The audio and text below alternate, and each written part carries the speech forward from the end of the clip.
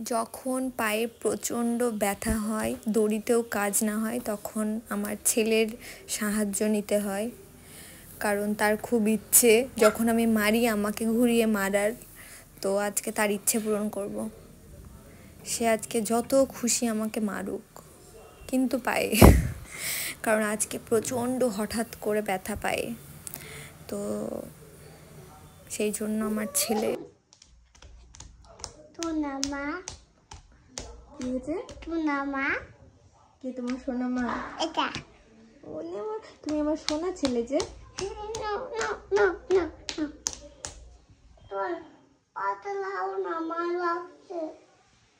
কি হয়েছে? তুমি পাতা লাও না। ওই মাই লাগতে পারে তো